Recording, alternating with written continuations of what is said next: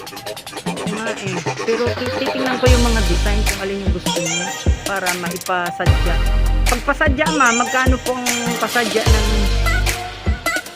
papakita ko po yung design na gusto niya. Ano po?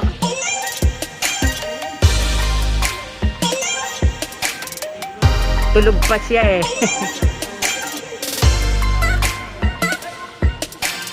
Ito na yung mga design din sa isang store naman sa Tutuban Mall.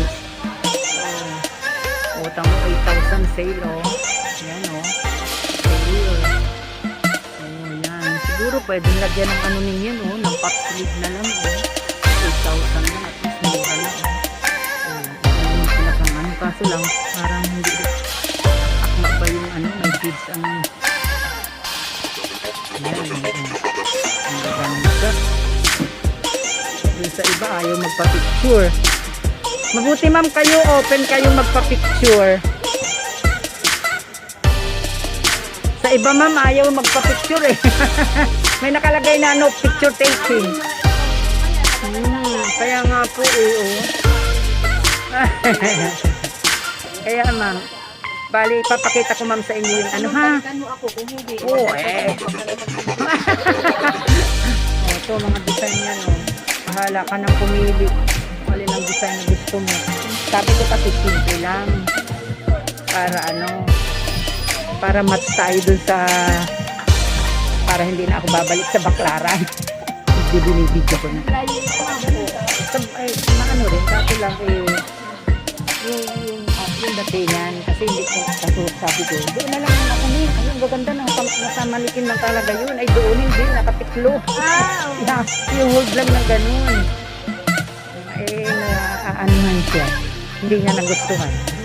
So, ayan, yung mga design. So, ito lang yung isang shop na napuntahan ko dito. Sa, meron dito sa kabila. Ganyan. Pero mas itong kausap ko, mas okay itong kausap ko. Kaya dito na ako, huwag na tayo palipat-lipat. Kasi may couturier sila. So, ayan, shop niya. Ayoko nang mag-isip kasi napapagod ako. Baka pati ako galing ako sa ubo-ubo. Mahirap na. Basta pinakita ko na nining ang yung gusto mo. Kaya daw naman nila. Off-white daw ang ibig sa iyo kasi yun daw ang mga pinipili ng kakasal. Ito daw yung off-white. Yan, off-white yan.